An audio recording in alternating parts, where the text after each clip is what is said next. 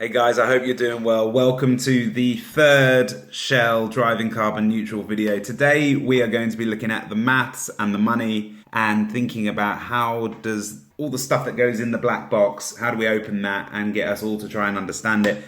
I was racking my brains with a couple of friends about what would be the best way to share this with you guys because it's a beast. I'm going to warn you, it's a bit of a beast this week. And I thought, what better way than to call my friend Danny? She doesn't see herself as much of a spreadsheet person or a numbers person, but I know she's very smart, and I really thought that she would be able to take it on board if we went slowly. And over the last couple of months, she's been teaching me to clean this flat because I realised that I never knew how to clean. And it's been a fascinating journey. And my feeling is that because she's been teaching me stuff and she knows I've been taking it seriously, I think she might be willing to stick with me for an hour or so in explaining this stuff. I have now cut it down and I know it's just under half an hour. So this is not probably a late night thing. This is probably like grab a coffee and sit down and take it in because there's a lot of maths there, but it will teach you a lot about the maths and money around carbon if you're interested. I'm not going to say any more. I'll just let you crack into it and then I will do a little outro at the end. Without further ado, here's Danny. Woo! Because my children are being noisy. I've had to barricade myself into the bedroom. I don't really fully understand what it is, but I thought that's exactly what you wanted anyway. So something about shell and green, and that's about it.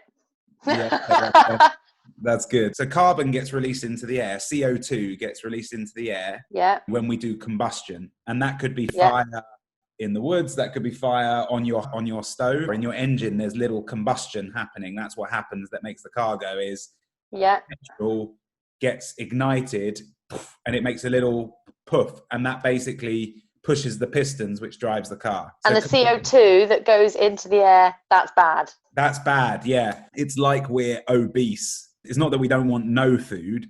It's just that we're all obese and eating junk food, and we need to get to a healthier place. And we're obese on carbon dioxide. Exactly. What carbon dioxide does is it acts like a greenhouse. That's why they're called greenhouse gases. Yeah, I'm familiar with that bit. And that glass on that greenhouse is basically just getting thicker and thicker. The worst, if we chop off a branch of a tree and burn that, they eat carbon dioxide to grow. Yeah.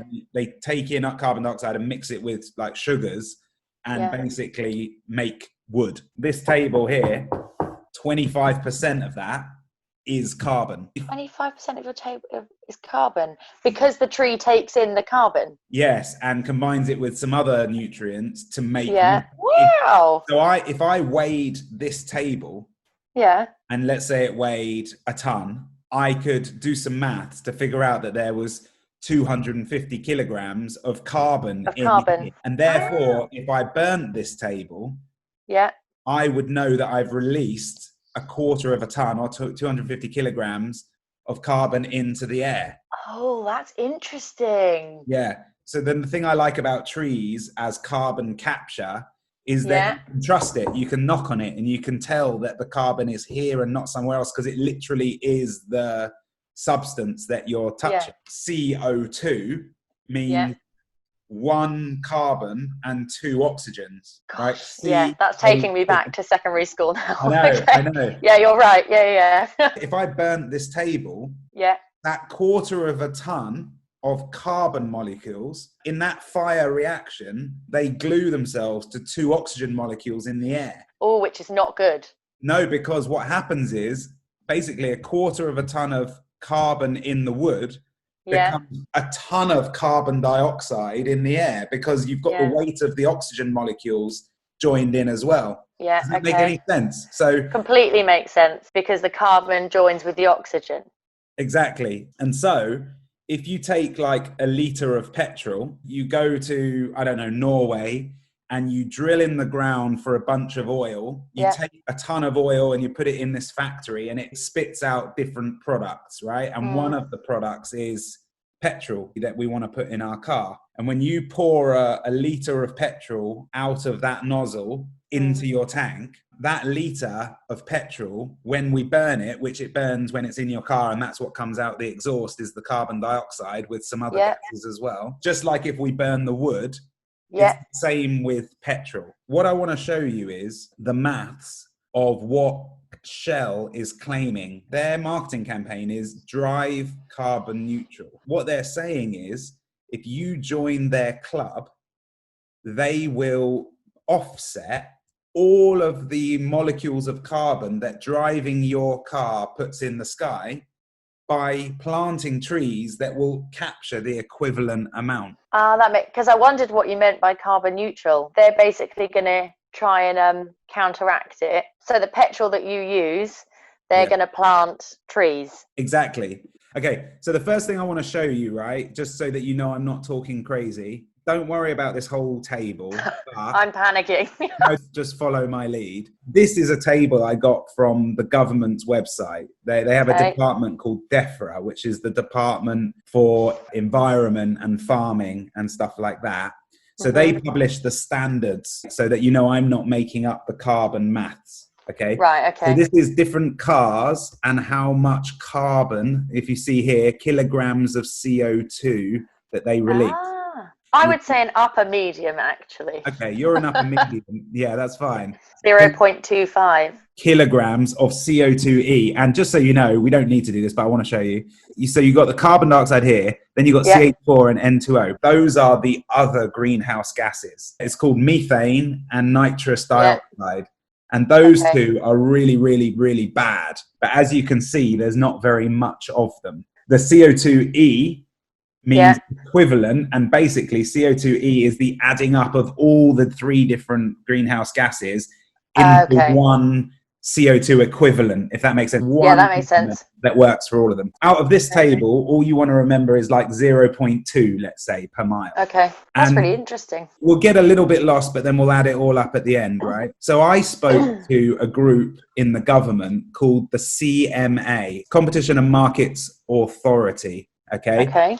And what they care about is making sure that big companies don't become like monopolies and take advantage of us. So like take Facebook. It's so dominant in our social media lives that they could do bad things and no one would be able to stop them. Like when they were talking about using our data and politics, it's all that kind of stuff. And Shell is the biggest oil company in Europe and the biggest company in the London Stock Exchange. So the biggest UK company and the biggest oil company in Europe. So it's safe to say it's a big company. Sorry, Dave. That's all right. I'm on a phone call. There you go. Say hello. I can't see my screen. I'm just having a phone call. Come back in a minute. Sorry, Dave. Yeah, so Shell is the largest oil company, did you say, in Europe? Yes, and one of the biggest in the world. So they need regulation from the government because otherwise they'll do whatever they want and no one can stop them. Yeah. And they said, oh, you might have a point here, actually. Go and actually sign up and use their service. So I actually downloaded the app, became a member. Oh, yeah, okay. So I am like a Shell member and I've done one of my 10 visits and I bought a tank's worth of petrol and participated in their club, if you will. And then what I did was I emailed Shell to say, basically what they promise is we will send you a carbon report every month that tells you how many trees we've planted to offset your carbon. Okay. I didn't receive it, so I emailed them and they told me that's because we send a report after 10 visits. All of your carbon is offset since the first visit, but we only send you a report after 10 visits. Yeah, that makes sense. Yeah, so this is her email back to me. Thank you for contacting Shell. As discussed during our call, every 10th visit, you will receive a carbon statement via email, which will tell you how much fuel you bought and how much Shell contributed to offset this fuel for you. I've attached a sample carbon statement that you'll receive after your 10th visit. Shell will offset 100% of the carbon emissions from that fuel and from the whole life cycle. So not just from when you put it in your tank and burn it, but all of the cost of all of the transportation and mining and everything to get it out of the ground all the way through. That's quite clear. She said, well, you won't get a report. And I said, well, can I see an example of that report? And in her email there, she does say, this is, not your data. This is just an example of data. I think my first question was, I'm assuming that 89 refers to litres of petrol. And then her response to that was, different fuels emit different volumes of carbon, but we use the government emissions factors unique to your fuel type to calculate your carbon emissions. And those government emissions factors is what we've already looked at. What you just showed me. The DEFRA thing, yeah, the 0.2 per mile. I said my final question, I think, is the ratio on these maths you've sent me for 89 litres. Is that the same ratio I should expect on my statement? If I bought 89 litres, and we'll look at these numbers, would I expect you to pay £1.14 in offsets? I think I will finally understand if you can answer these. And she said, "Dear David, yes, it is. You're most welcome. Sincerely, Ali. In your last 10 visits, you filled up with 89 litres of petrol." That wouldn't be very accurate because your car probably... How much do you spend when you fill up your car? I don't know, £70. So we're diesel, so it's usually £1.19. Oh, I can't figure out how to do those maths. No, you're right. You do 65 divided by 120, wouldn't you? Yes, you're right. So 65 divided by 1.2 gives you... 1.2, yeah. 54 litres. So let's say there's 55 litres, let's say, in your tank, just to round it up. Already we can see that 89 litres isn't a very good example because you would do more like 500 litres in 10 visits. Yeah. The second stat they give us is that the carbon emissions from the fuel production that we will offset for you is 0.27 kilograms. If we go back to our DEFRA statistics thing that we just looked at, we were talking about 0.25 kilograms of CO2 per mile. So how many miles could you do off a tank? Do you know? Oh, flippin' heck. It's Renault Grand Scenic. I just know it's big and it's got 7 seats. Does it look a bit like that, Danny? Yes, it does. Let's just call it 30 miles per gallon just for average. If you can do 10 gallons, you would get something like 300 miles out of your whole tank of petrol. Does that make sense? That makes sense, yeah. The government is saying that it would be 0.25 kilograms of CO2 per mile. I need to times 300 by 0.2. Yes, exactly. 5. Which is 75, right? So we think that for every tank of petrol that you use, you will burn about 75 kilograms, so about your own body weight into the sky every tank of petrol, right? But if you look here, they're accounting for 90 litres when yours is only 55 litres. And all they're saying that they're going to offset here for the whole of 90 litres is 0.27 kilograms. Oh, okay, I see what you're saying. So our math says that even for your tank that's like 55 litres, not 90 litres, we release about 75 kilograms, and they're only thinking of covering 0.27 kilograms. Oh. I don't understand how they've worked their maths out there. Well, that is the point in question, Danny, is that we can't see how that adds up. I don't think, and it sounds like you're not sure either, that they are accounting for enough carbon per litre of petrol that they are, you know. Yeah, sorry, Dave. Sorry, I've got a Josh here now. Yes, right. Hello. He can join if it's... Yeah. Hello. Hello. Okay, David. Hello, David. Hello, Josh. Are you all right? Oh, can they just all say hello and then we'll just get it out the way? Hello, David. Hello, David. Hello, Big Ball. Hello, Isles. You all right? Okay, you go now. How's it, Love Chris? you. You all right? Josh. Yeah. Hello, David. You're right. Yeah, very good, sir. Very good. Basically, we don't think they're offsetting enough kilograms per litre at the moment. But let's look at the maths of how much they say they're going to pay. They think that 0.27 kilograms is going to cost them £1.14. Does that make sense? Is that from them planting these trees? Is that exactly? They're going to have to pay a farmer somewhere. Yes. To put trees in the ground on their behalf. You're trying to work out what 1 kilogram would be. Yes, I think they are anticipating paying £4.2, so £4.20 for 1 kilogram of offset. We operate in tons of carbon when you're in the thinking about paying for it. Is that because a ton is 1,000 kilograms? That's correct. Yeah, a metric ton. So a TON. Never knew that. Yes, it's 4,200 pennies divided by 100 gives you £42. So Yes. Okay. the good news is they are anticipating paying £42 per tonne of carbon. The European market price for carbon, it's 28.4 euros per tonne. So that means Okay. that the current price people are buying and selling tons of carbon offset for is Yeah. just under 30. And Shell are budgeting just over 40. So that's really good. They can afford to buy, on their calculations, really good premium offsets at £42 a tonne. Yeah. Okay. What is it that what a ton? What is it? A ton of what costs? Yes, 20 exactly. pounds. So it is, the carbon is the thing we're interested in, but Yeah. the carbon will be in wood format or Yeah. in soil format. It's a bit like saying when you buy a cake, what you want is the taste, Yeah. but the taste it's not a thing, you know, it's more ephemeral, and what you're buying is the weight of the cake or whatever.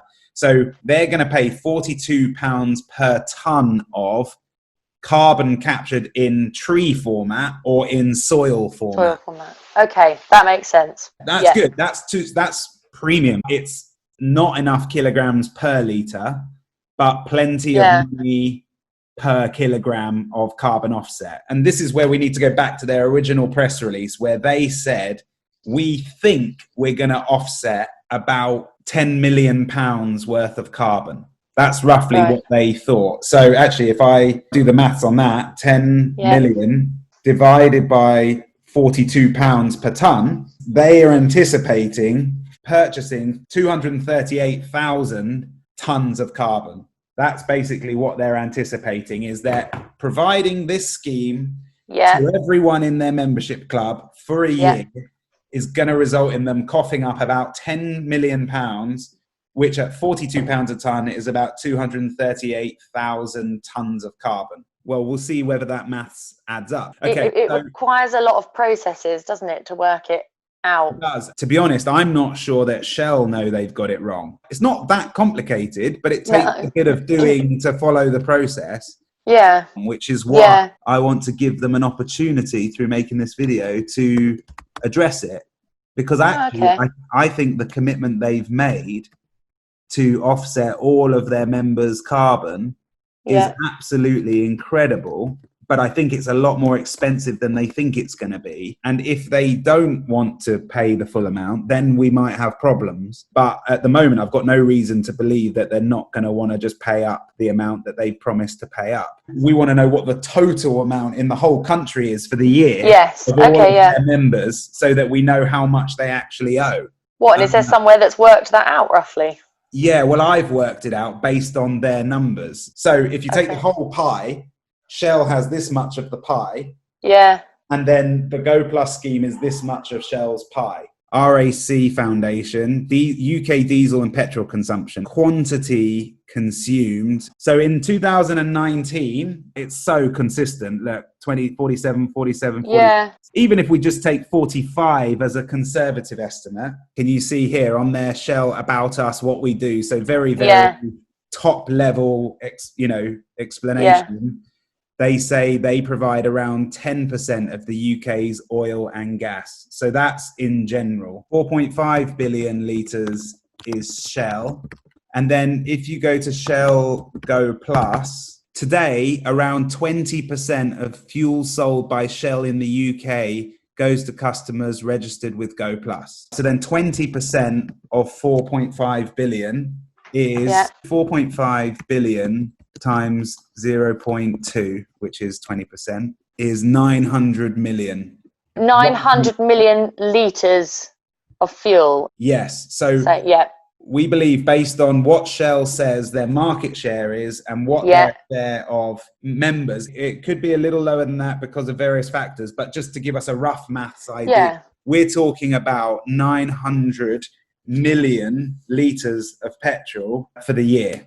They would have to show me evidence to prove to me that it's not that much, that it's less than that, because that's what they're telling the world. They need to show me their stats that show that we sell all these other things to planes and stuff that aren't included. Yeah, I would never even sit down to work it out. I would just trust the companies, what they say. Well, yeah, you would think that they could never get this far unless they had told the truth. However, what Yeah. I've noticed is with the Advertising Standards Authority, who are the ones that check the messages, their response, they were like, our job is to make sure there's like a T's and C's link where you can go and see the detail of their promises, but they still don't understand it. Whenever somebody writes something about carbon, it's like it's in another language. So people can see that there is information about the carbon there, but they don't have any common sense to tell themselves whether or not it makes sense. When you see 0.27 kilograms, you have no idea whether that's a lot or not a lot. You have no idea. Wouldn't have a clue. Whereas if I told you it's £5, you know what £5 is. You know what you can buy with it, what the opportunity cost is. Like, Exactly. give it to Isla, what it would mean to her, and all that stuff. Yeah. So we're basically carbon maths illiterate. All of us, including the government bodies. Nobody really knows how to add up in carbon through this process. As I say, as we're showing through this, that it's not that hard. It just takes effort that most people don't have the time for, and rightly so. But it does require a few people to do it in a way that keeps everything in check, because the carbon in the sky is the most important thing as to whether we get to survive and have a world that isn't boiled. So let's take 2.5 kilograms as the average there, between 2.4 and 2.6. 900 million. Now you need another 3. You need I think that's 900. Yeah. Without the commas, it's hard. Times 2.5 kilograms per litre gives us 2.2 billion kilograms of CO2 emitted. So the final translation we need to do is turn that... Is it 2.2 billion? Yeah, because a billion is 1,000 million. So we've got 2,000 million here. Yes. We're going to divide that by 1,000 to find out how many tons that is. Yes, 2.2 million tons of CO2e that we believe... For a year. That is... For a year. At the price that they are saying they're willing to pay per ton, which is £42, we then times that by the amount they're paying per ton. And I think the amount that Shell owes the world for this year's marketing campaign is £94.5 million. Wow. So I got to show you one last thing to draw this to a close. Over the next year, Shell will spend approximately 10 million to purchase carbon credits to offset the fuel purchases of the Shell Go Plus customers. Ooh. So that's wrong. I still think they owe 84.5 million pounds. So they're a little bit out if our projections are correct. Exactly. They owe 94.5 million probably by the end of this year. So far, they think they're going to spend 10 million. So my question is, are they going to pay up the rest? And I want to see it happen as well. I don't want the pledge to be enough. When they say you are driving carbon neutral, that carbon should already be locked up. It should already be bought. It should already be paid for. Otherwise, it's saying you're not driving carbon neutral yet, but at some point in the future, you might be. I mean, exactly. Really... Isn't what we've just worked out, that 80-something million after their 10 million, that's not even including the other processes, is it, before? Well, exactly. That we're not counting any of the costs from when the fuel is in the ground to getting it out and moving it across the world. That could add anything from 1% to 100%. We're at such a critical moment in society with carbon that you've got to make sure that the biggest company doing the dirtiest thing, because taking oil out of the ground really is a very painful process for the world. You've got to make sure that if they're claiming to be doing it green and making you feel good about purchasing your fuel from them and not someone else, that it's got to be right. And this is essentially really, really out. Really out.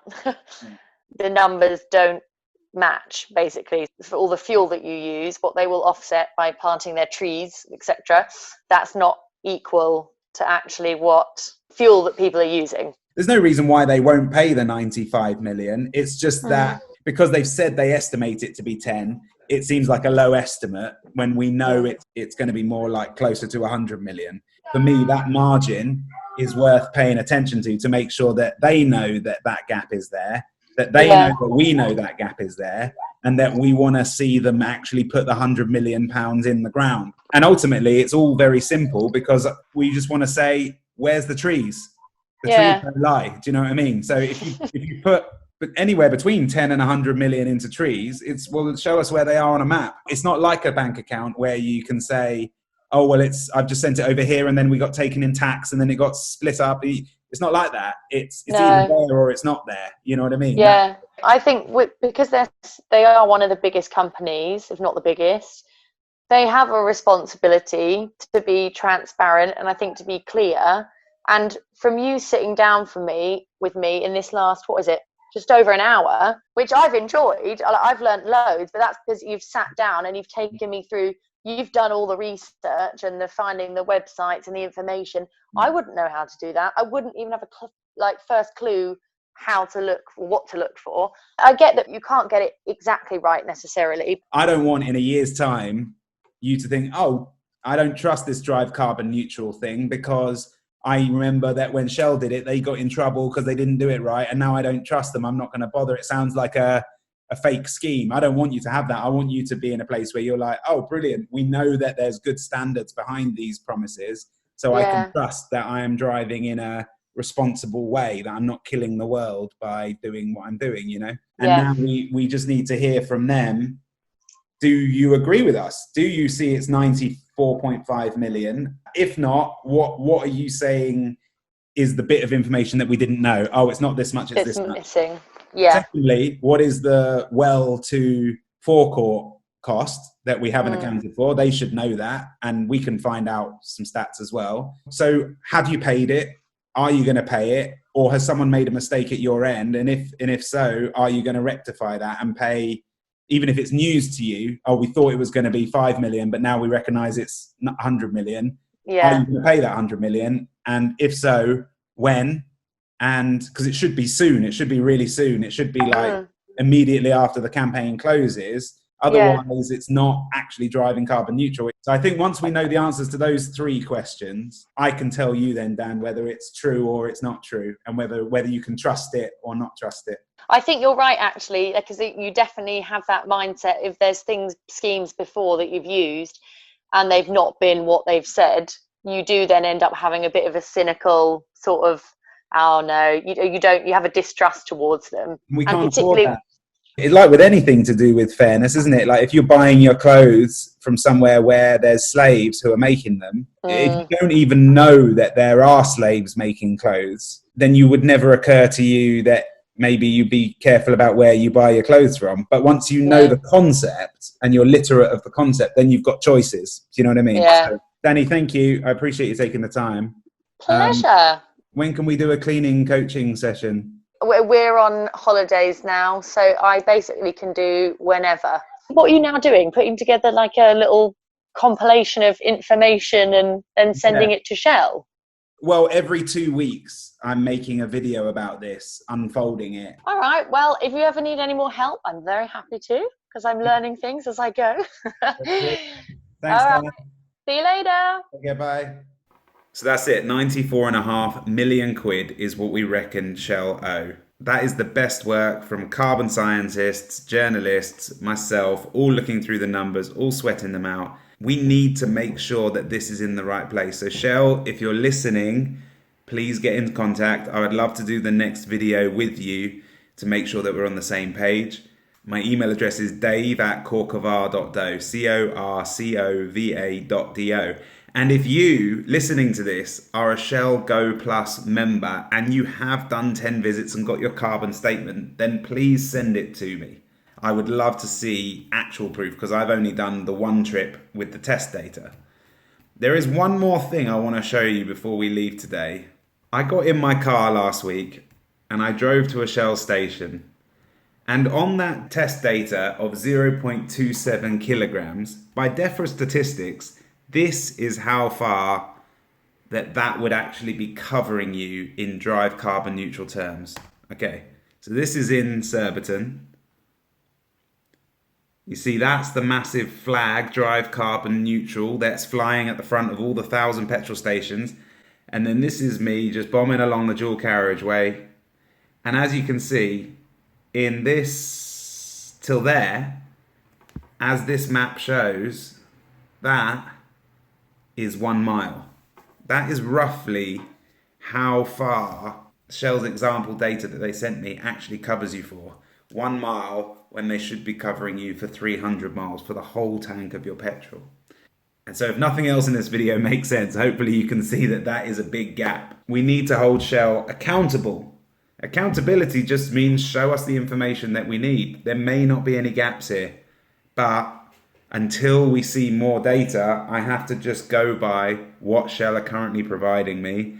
And thus, so far, I think they owe 95 million. And I would quite like it, thank you very much, because we need to get on to the rest of the FTSE 100, the rest of the tech companies, and get them all to follow suit and get us to a carbon negative position, not at 2045, 2050, not at 2030, but sooner, so that we can lead the rest of the pack over the line and not boil our planet. Email me your carbon statements. Shell, please get in contact so we can have a Zoom, cup of tea. Maybe I'll come and knock for you one day and see how that goes. I'll see you guys very soon. Take care of yourselves and look after each other and wear face masks.